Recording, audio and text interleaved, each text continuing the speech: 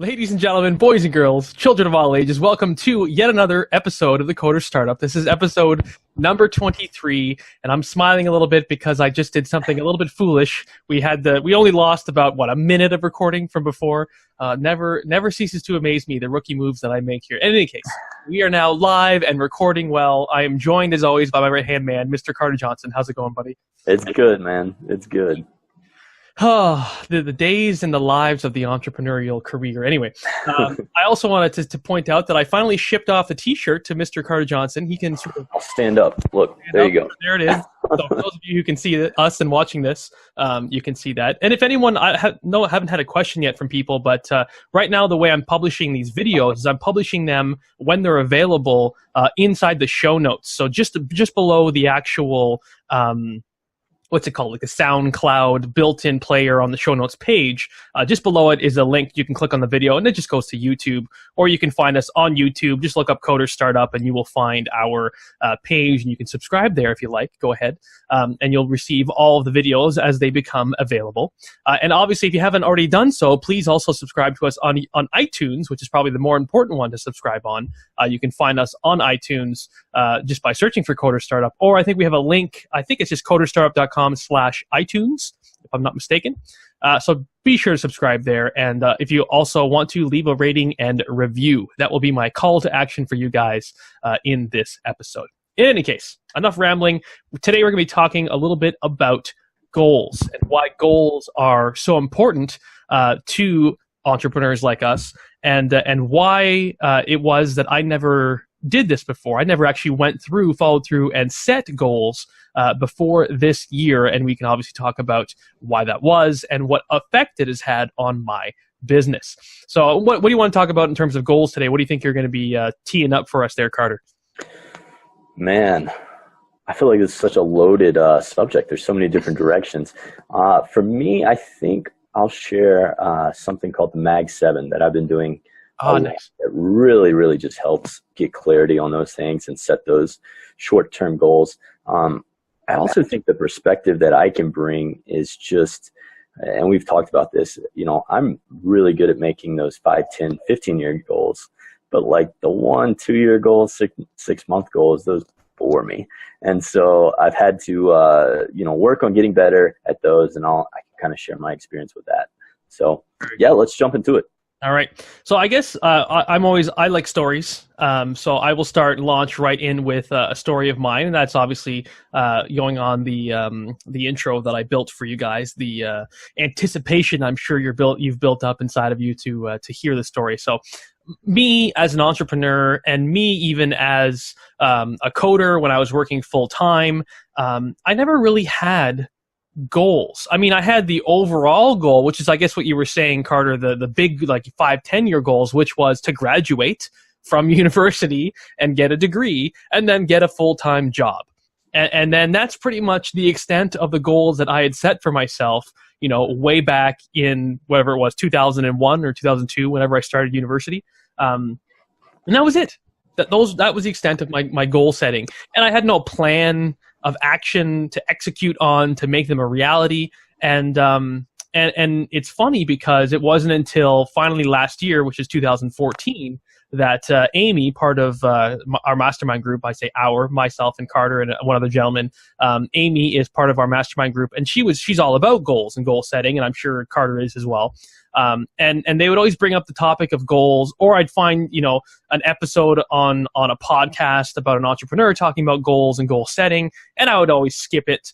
And, when these guys on the mastermind groups would start talking about goals, my eyes would sort of glaze over, and I would sort of, my mind would wander and I wouldn't be paying attention. So like all things in my career as an entrepreneur, I've always seen recurring themes, right? There's recurring themes in successful people, successful entrepreneurs. A lot of it is hiring a mentor or a coach. That's a very common recurring theme. there's tons and tons. I can't, of course, I'm blanking right now with themes, but we need to do an episode totally just devoted to reoccurring themes. Yeah, and morning routines is another one. Having a morning routine, which is why we covered that a bunch of episodes ago. Probably one of the first 10 episodes we did on morning routines with Carter shared his, and there's so many recurring themes. But one of them is obviously, you can guess it, goal setting, and I had made it my mission to sort of get all of the data points from other entrepreneurs, identify those recurring themes, and implement them for myself. And goals was the next one on the list. So I said, fine, Amy brought it up for the 100 billionth time, and I said, fine, I'll set some goals. Let's do this. So I devoted, it was like a morning to sitting down. It wasn't even that much time. It was me sitting down on the couch, away from my computer, away from my email, with a sheet of paper and a pencil, okay? Right back to basics. And I sat down at we have a little, coffee table in front of our television, sat down at the coffee table, of course, TV was off, and started, just thinking and writing out some things that I would like to achieve in the year 2015. And I broke it down into two categories, business goals and personal goals, because I think it's important to have both. Mm-hmm. For example, some personal goals for me are, as an entrepreneur that works full-time from home, I'm often isolated from my friends and my family. My family lives quite a distance away from me, and my friends more or less so as well. So one of my goals was to be able to see them on a more regular basis, a recurring basis, because it's just good for your mental health to be able to see your friends and family, so long as you get along with them, on a nice recurring basis. So that was one of my goals. And I just sort of sat down and said, okay, what do I want to achieve? Now, getting into the nitty-gritty of the business goals, one thing that there's a couple ways of going about it that I've heard of.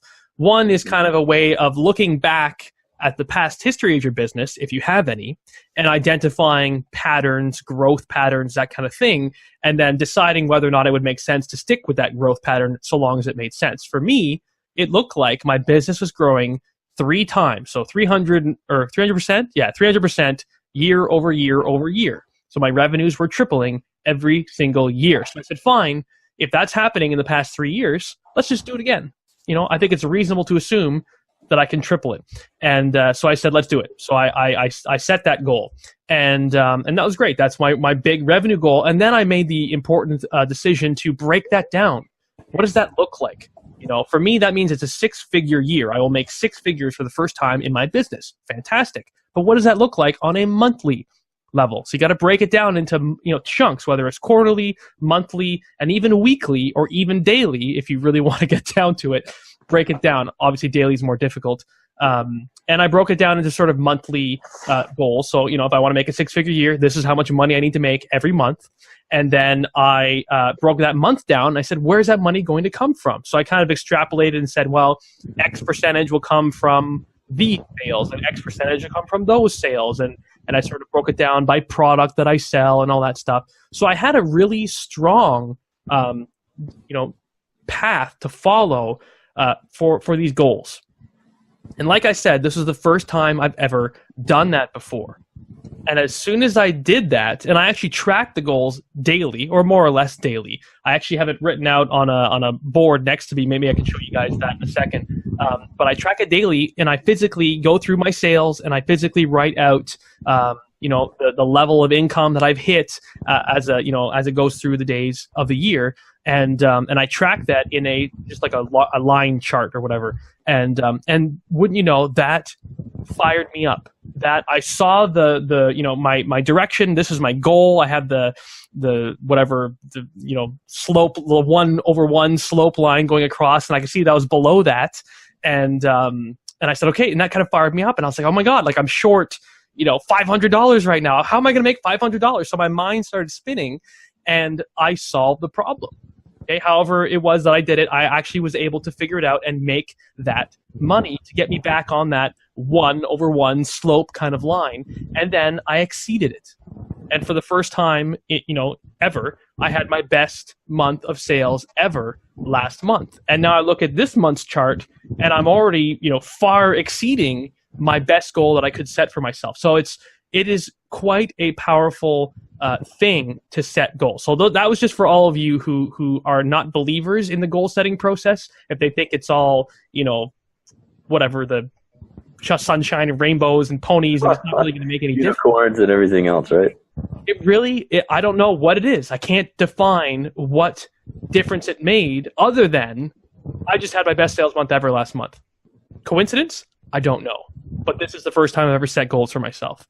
Anyway, what do you think about that, Carter? What does that mean? Oh my gosh, I don't even know where to go. There's so many things, and I'm jotting down notes as you talk. Good. I'll stay quiet now for a while. All right. Yeah, I think one of the biggest. I was reading. I'm a avid reader. I try to get through 2 books a week, and the book I'm reading this week is called The Compound Effect, and great, very relevant to what we're discussing today. Jim Rohn. There's a quote in there that he said about the only reason people do not succeed their goals is because they don't have clarity around them. So they don't know what their actual goal is. And like doing what you did as far as sitting on your couch, writing out what your goals were for your personal, your business. I mean, you can do it for health. You can do it for friendships, relationships, education, whatever it is. You got clear on that. And I think that really put things into action. All right, let me see where do I want to start? One of the things that you hit on that I absolutely love is, you said once you had your goals, you could actually break things down. Mm-hmm. And how hard is it usually when we're going after some task? It looks so far out, but when we actually break it down, we start to see the path. You know what I mean? We start to see the trajectory and where we need to go. And that's just so valuable when it comes to actually creating goals and then going after them. One thing that's really just a hard hitter in this book I'm reading, and I think we've talked about this before, it's just the actual results of 1% improvement every day towards your goal. And I want to share a quick story. In this book, they're talking about this, and they use the comparison of 3 different guys. And one of the guys takes no action, lives his life as if he always has. The other guy, he cuts 100 calories out of his diet, and he adds like an extra 500 steps a day. And then the third guy, he actually he spends like a bonus on getting a new big screen television when she's watching the Food Network, and he's like cooking all this food that's tastes amazing but not good for you for him and his family. And what it's getting at is the 1% effect. The 1% effect comes into a huge play 3 years down the road. After 12 months, you don't really see a difference yet between the 3 guys. After 24 months, you start to see a little bit of difference. The guy who's walking and doing everything, he's a little bit more lean, a little bit more energy, and he's just a little bit more positive. The guy who's cooking and eating all the time, he's putting on a little bit of pounds. But then what happens is that exponential factor starts to come into play. And in the third year, you really see the separation. And that's a lot about, that's so true for anyone chasing after their goals. If you can just stick to it, you think about like what you've done, Trevor. I mean, you've looked at where you are every day and made adjustments. And it's kind of like you think about an airplane taking off in Los Angeles, going to New York. If it's just 1 degree different, it's going to be 100 miles as far as where it lands. And if you could keep adjusting to that trajectory that you've set with goals, it's so powerful. Do you want to chime in? Because I've only covered 2 out of the 6 things I have listed. So yeah, well, the one thing I wanted to expound upon was I had mentioned there's sort of 2 different ways, or at least 2 different ways that I know of when it comes to actually setting the goal. Because you might sit down and you say, okay, so maybe I'm sold on goal setting here. It sounds like a good thing. It sounds like small changes can make a big effect. Okay, great, I'm sold on it. But where do I start? What is a good goal I could set for myself? So I mean, this is the question I had for myself, and like I said, I went off of past data history. Mm-hmm. I said, okay, a reasonable goal that I've seen work year over year over year, 3 years running, has been tripling the revenue of my company. So okay, that's a reasonable goal to set. That's looking back at past metrics, and I think it's reasonable to assume that that'll work. Now another way about doing it is just what do you want to achieve, right? I looked at what I could achieve and what I did achieve in the past, and I said, what would that extrapolate into for this year? Like I said, it would be a 6-figure year for me. And I kind of said, would a 6-figure year be a good year? Yes, it would. I would like that. So I set that as my goal. Another person may have said, well, you know what? I think I can do even better than that. Screw 6 figures. Let's go 7. So that's just another way to sort of dream up, shoot for the stars type of thing. And then, if I had done that, then I might have even done even better in the past 2 months of the year that we've had under my belt. So that's another way to do it, right? Go ahead. And I've got 2 exercises that are speaking right to what you're saying, and they're going to be really, really valuable for everyone listening. This first exercise I made up, and I absolutely love it. It's helped me a ton.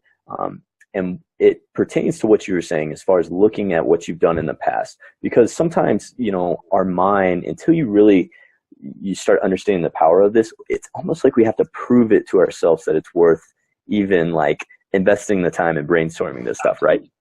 So if you're struggling with that, I challenge you to do this exercise. Look at the things that you have had happen in life that you're really excited about or you're happy about and how you got there. And if you visualize it, you're almost going to be making a, what is it called? One of those, like a decision tree, if you will. But you're going to be mapping out what were those deciding points that actually put you on that trajectory. So like for me, I kept tracing it back to, they were basically events that I went to that I didn't really want to go to, but I pulled the trigger and I went to them. And those were the ones where I met people like Trevor, or I met, some of my best friends, or, I can even make the argument that's how my decision for college came down. And I met the girl I've been dating for 2 years, and I have all my, my best friends are from school. And, just to give you an example of, so I tracked everything back and I said, and I saw that reoccurring theme, and I was like, wow, events that I attend, they seem to have, some really awesome effect on where I'm going. Like I can see the positive effect there. So I made it one of my goals to make a list of all the events that I'm interested in that I could keep an eye on and, figure out a way to, set a goal to actually attend these events, figure out a way to make them happen. And just an example, like next week, I'm going to South by Southwest. I found every excuse in the book not to go, but I ended up pulling the trigger. And it could be that it's just a fun time and it's great, or it could open doors that I don't even know about that I'm looking back in 5 years saying, holy cow, I was sitting on that show talking about how I was going back and forth on going. So use that exercise, branch back, figure out, just apply a little asterisk every time you can identify the life events that have really helped you level up, if you will, or go to a trajectory that's been super positive. So that can be everything from events to maybe investing money to, reading books to whatever it is. You'll start to see the pattern. Yeah. So that's the first exercise. The next one, this is one of my most favorite exercises, and it's a little goofy, but I came across it reading the book, The Success Principles by Jack Canfield when I was in college. And I truly credit the exercise to be life-changing. How it works, you can do it with a partner, or you can sit in front of the mirror, or you could just sit there and actually free write. But what you're going to do is you're going to start the sentence and you're going to say, I want, and then whatever comes to your mind. And the first dozen times you do it, it's going to be all the stuff that you've been programmed to want, that, society wants you to want. Maybe it's, I want to pay off my mortgage. I want to graduate school. I want, a significant other. But what you're doing is you're like tearing back the layers, and eventually you're going to keep saying this, I want. And if you can make it to 100 things, if you can list 100 things, I promise you, it's challenging. It is, but you're going to get down to the things that you really, really want, the things that your ego is telling you there's no way you can do that. Your subconscious is going to dig those up. So maybe it's, I want, a business that I work only 3 days a week in, or I want whatever. Trevor, you're shaking your head. That's intimidating, isn't it? Well, it's tough. But the first, well, I first of all, I was kind of laughing in my head because you said I want, and the first thing that came to my head was donuts. No, and that's what happens. Like, you're going to get all that garbage out, and sometimes you're going to be like, I want popcorn, I want donuts, I want a new couch, I want a PlayStation, whatever it is. But keep the point of the exercise is like that first half, you're going to get all that clutter out, that mind clutter, and then the real stuff comes up. Mm-hmm. And I think that's a great way to lead into the goal exercise, because you're going to get to your true, like, what you really want at your core. Yeah. Ooh, I just thought of another good exercise that you can do. This kind of fits in with, I think this definitely fits in with goals. And this is something I actually did do before I did this goal setting thing where I sat down in the coffee table, the story that you already heard. This one is to plan out or write down rather your perfect average day. I think I talked about this before with you, Carter. Yeah. This is definitely something that has been brought up on other podcasts before. So if you heard it already, I apologize. If not, this is a pretty cool exercise. Definitely. I need to find the actual resource to go and look it up, because I don't know what it is. But it's essentially a series of questions, and it revolves around, what does your perfect average day look like? So the keywords there being perfect day and perfect average day. So you can't, this is, if you had to do the same day over and over again, what would that day look like? And it goes through all these. And I think another important thing to add to it is, if you had no financial restraints or restrictions, or any other restrictions of any kind. So if you truly were just basing your perfect average day off of truly whatever you could dream up, and there was no consequences to the actions, there was no nothing, what would that day look like? And they bring you through this whole, as soon as you open your eyes in bed, what would you see, and what would you smell, and what would it feel like, and what would you do in the first 5 minutes when you woke up, and then what would you do at breakfast? What would breakfast look like? Would you even have breakfast? Or would you do something before breakfast? Are there activities? Who's around you when you have breakfast? Is it just one person? Are you alone? Or are you surrounded by a lot of people?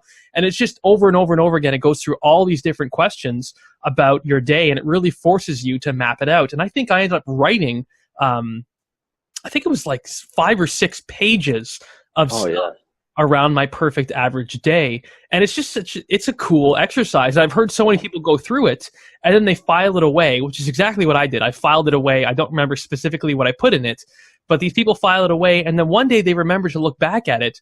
One day when they've, realized all their dreams, and they've, their business has become successful, and they're living the life they could, wanted or whatever. And they look back at that perfect average day, and more or less, 90% of the things that they wrote down line up with what their day looks like already, or that day, or in their regular life now. And that's huge. That's such a huge thing, because it's like, well, was the process of writing that down what made that come true? The same thing. Does my recent success, can I attribute that to me setting goals? I don't know. Well, and I have something to comment on that. Because we've lived through, I guess it's still there, the wave of excitement around the law of attraction, and people think if they can meditate on a Ferrari, it appears in their driveway the next day and stuff. But I think more or less you look into that stuff deeper, and I remember someone comparing and explaining what they really mean by that. And it's kind of like if you're walking through an airport, and you're walking through an airport, there are noises all over, there are people being paged, everything's going on. There's tons of stuff that we don't even bother paying attention to. It's not even on our radar. Our subconscious doesn't even filter it. But all of a sudden they say Carter Johnson, and immediately that grabs my attention. You know what I mean? Yeah. Trevor Page, immediately that grabs your attention. And the same thing is true when you get clear on your goals and what you want, because all of a sudden, all this noise, this clutter, all the different podcasts that you have to watch, the books you have to read, all of a sudden you start, the ones that you really need, or the ones that are going to help you, or whatever you're kind of struggling with at the time, they start bouncing out at you. So if you've been like, I promise you, if you've had trouble, figuring out goals, somehow this episode is going to pop out to you more than anything else that you're searching for. Yeah. It's just weird how it works. What my good example for that is that I just thought of when you were saying that? It's whenever I learn a new word. If I learn a word, all of a sudden I hear it everywhere. Yeah. It's the same kind of concept. You'd know your subconscious or something just kind of filters it out, and whatever, that's just white noise. But as soon as you learn this new word and all of a sudden someone says it, you've got that click, that something that has been imprinted in your mind fires, and it says, hey, I know that word. And it just, eventually that goes away, but it's the same kind of thing. You're getting a new car. All of a sudden, everywhere you look, that car is on the roads. It's in the parking lot. Your neighbor has it, blah, blah, blah. But you never noticed it before. It's crazy how it works. But I promise you get clear on your goals and you start seeing those little things and you're going to start laughing. And yeah, it's fun. So I think another thing that we can talk about is the, really quickly, because we got lots more that I want to cover. You said you had something to, what was it called, Mod 7 or Mod what? Oh, the Mag 7? Yeah, we'll get into that in a second. One thing that I've heard of in the past that is an easy thing to remember is the SMART acronym. So SMART, when it was applied specifically to goals, I've got it written down on my other screen, so I'm looking over as I'm reading it. SMART, the acronym is SMART, which is specific. So your goal should be specific. So like when I was doing my goals, I didn't just say 6-figure year. I really said, okay, $100,000. That's what I want to make. $100,000 in 2015. Okay, and then I got even more specific and said, what does that look like per month? That is $8,333 every single month. And then if I really wanted to get down to it, I could map out the daily amount that would be. I forget what it amounts to, something like $100 and some odd dollars or something. I forget now. But I was specific with it, and I even went down and actually wrote it down on some boards to track and get specific about it. So cool. The other thing is that in the SMART acronym, the next one's measurable. Measurable. So the goal needs to have some sort of quantity associated with it. If it's just if it's not quantitative, and it's what is it? Is it qualitative? Would be not a good goal. That like if it's something that if it's like I want to lose weight versus I want to lose 10 pounds. Yeah, that would be specific. But you can still measure losing weight. I think a bad goal would be I don't know. It's something that you can't measure, right? If it's subjective, that's the word I'm looking for. If your goal is subjective, I want to be successful. That would not be a good goal, because success to me is not the same thing as success to you. And totally. If you don't have, that way to measure it, then you don't know if you're winning or not at it, right? Anyway, just an example. Next one, I'll try to fly through these. This one says assignable. I didn't realize it was I thought it was attainable. Usually the one I've heard of says attainable. Yeah. So the goal needs to be somewhat attainable. Otherwise, obviously, I'm not going to say, last year I made $30,000 in my business. This year I'm going to make $30 million. Well, that's not really attainable. You don't want to set yourself up for failure. So you want to stay within a reasonable margin of error or whatever. But even then, when you get down that path, this has become subjective, because then you don't want to be limiting yourself to saying, well, I don't think I'll ever be able to hit that amount of money. So, or whatever your goal is, I'm using money because it's mine. Then you're going to be limiting yourself. I could never make $100,000 in a year, so I'll stick to $50,000 for the year or something. But in any case, it needs to be reasonably attainable. I think that's a good metric to go for. Oh, I see what they did here. Okay, so they have assignable and then realistic. R is the realistic. So there we go. That's probably where it got mixed up. Anyway, realistic is really what I just talked about. It has to be a realistic goal. Otherwise, you're going to let yourself down. In their example, they use A as assignable, which means you can actually specify who will do this goal. Okay, fair enough, whatever. They might just be using some filler there for that one. But the last one, T, is time related. So you got to specify when this goal will be achieved by. Or by when, sorry, that's horribly grammatically incorrect. By when will this goal be achieved is the grammatically correct way to say it. If I just said I want to make $100,000 and I didn't say in 2015, then that goal, I could realize that goal over the course of the next 50 years. And then I could call it a success. No, that's not good. You want to specify the amount of time for that goal, which is what we've already talked about. So there you go. SMART, that's a quick little acronym that you can remember when you're writing your goals down and double checking them. Run them through that algorithm, make sure that it sort of meets all those criteria, and then you'll be good to go. Anyway, there we go. Now I've said my piece. We can throw it back over to Carter. His piece. Absolutely. And my internet connection is a little choppy, so I apologize in advance if I I start freezing up. So I think one thing that's great to point out right now, and we were talking about this during our mastermind meeting, Trevor is incredible at creating and executing the 1 to 2 year goals. The things that I think are more essential than anything else. That is not one of my strong suits. But to complement that, I can paint you a picture of where 10, 15, 20 years is going to be. I love looking at the 5-year horizon. 6 months, 1 year bores me to death. And I'm having to get better at that because you can't get to 5 years without going through 6 months. But I want to give you an exercise that I have used over and over, and everyone I give it to, they just absolutely love it.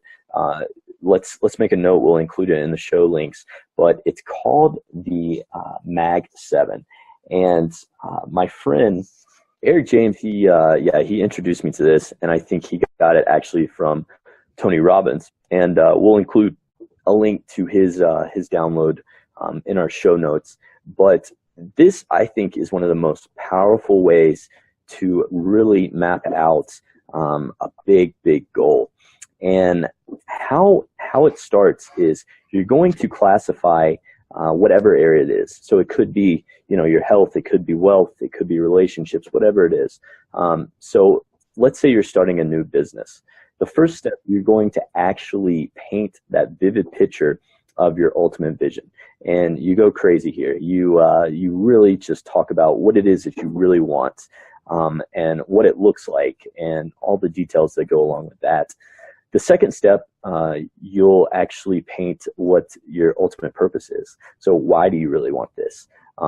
If your goal you were working on was to drop 25 pounds, your why, your ultimate purpose might be because you want to be able to play with your grandkids in 30 years, or you want to be lean and have energy to interact with friends after work. Whatever it is, you really just want to get as much why into the picture as you possibly can. The third step is the actual roles. So who do you need to be to make this happen? As Trevor was talking about before, there's so many reoccurring themes that have already been established to show us the path. And I'm a huge advantage of not recreating the wheel. So what you want to do is you want to find those people who have already achieved whatever it is that you're achieving. So if you're building an amazing company, maybe you want to study Elon Musk, and you want to talk about how he's a great multitasker and his work ethic is unbelievable. If you want to, if you're focusing on health, maybe you want to talk about Kobe Bryant's work ethic, and your role is you're going to have to take on his hard-nosed discipline to just get up every morning and hit the gym. But you want to list all these roles, and you'll have them as reminders of who you can kind of channel when things get tough. And that's super, super important to have listed out. The resources, this is my favorite part of it. This is step 4. You're going to go through and you're going to actually just mind dump every single resource. And I'm talking if a pack of Wrigley chewing gum has some quote on it that you like, you put that down as a resource. You list books, you list things like this podcast, you list people you can call on, you list places you can go, you list any and everything. Because what's going to happen is you're going to have this whole resource list, and when you look at this, you're literally going to have the feeling of, oh my gosh, I cannot fail. Like, that's how unbelievable it is when you put all this together. The next part that you get into is more of the actual tangible stuff. And this is where, like what we're talking about today, the goal setting and working your way back is so important. You're going to actually set up your measurable goals for 1 year, and then you're going to break it down into 90 days. So you want to project, just like Trevor did, project out in 1 year, where do I want to be? And that can mean an actual number. I would recommend doing something that's measurable, just as Trevor went over. But it can also, be like sub goals of your main goal. So maybe if it's to lose weight, you can say, hey, I want to drop, 20 pounds, but I also want to be able to see my abs. I don't know. Whatever that is. So that was abs, ABS, not something else. Yes. Okay. Yes. So you're going to have your 1 year goal. And what's super awesome about this, when you get clear on that 1 year goal, you can actually break it down into those 90 days. So you're going to have 490 days, one full quarter, or one full year, each broken down into quarters. And you're going to map out where you need to be at the first 90 days, just like Trevor was doing. And that's going to be your roadblock. And I challenge you to even break that down even more so you can get to a weekly place. But once you really, really get to that point where they're broken down, you can definitely see like the adjustments you need to make and where you need to be, and you're going to have a really, really strong roadmap. So yeah, that's my favorite exercise. I love doing it. I really simplified it.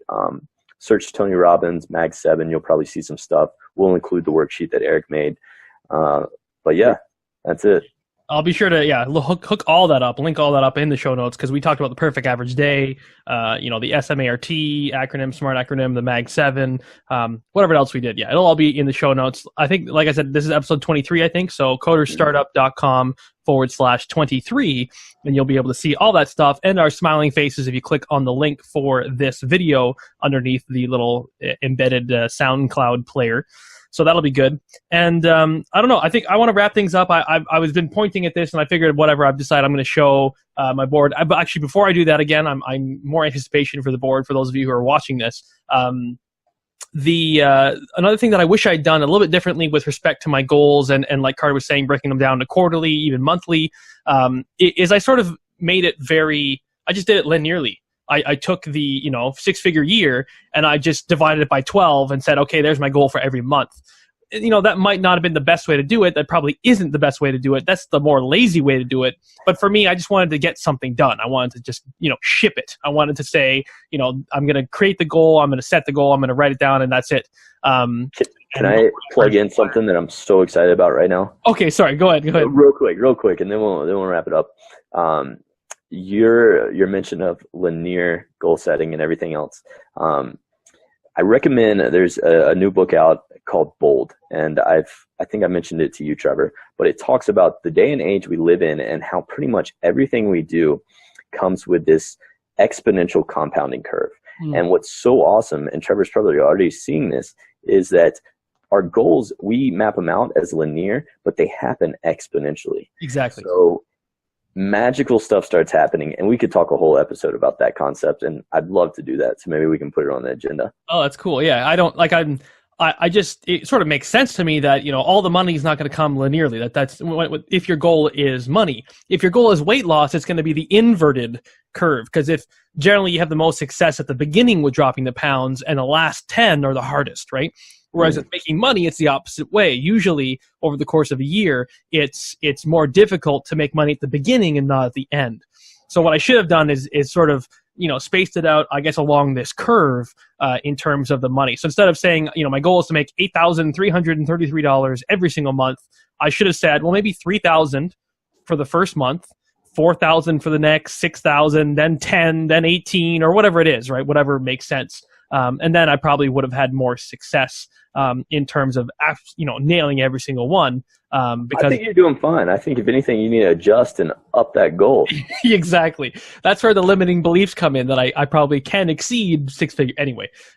So there you go. I think that's good. Oh, and before I forget, for those of you who are watching, I'm just going to pitch my camera over here and actually show my charts. So this is my my first chart I did. For those of you who can't see this, it's just on the y-axis it's the dollars, on the x-axis it's the days, and along the slope it's my goal setting. So you can see I sort of, and it's such good representation too, Trevor, of seeing where every day you should be, every day where you are, so you can actually put your mind to work and figure out how to bridge that gap. Exactly, right? So this month went actually quite well. I was only below my goal at the very, very beginning of February, and then after that I just completely blew it out of the water, and I was well above.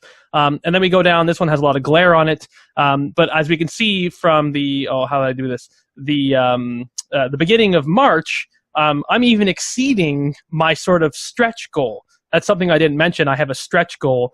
So I'm even exceeding that, which is fantastic. So that's just, this is something I do, an exercise that I do. Oops, I knocked the microphone.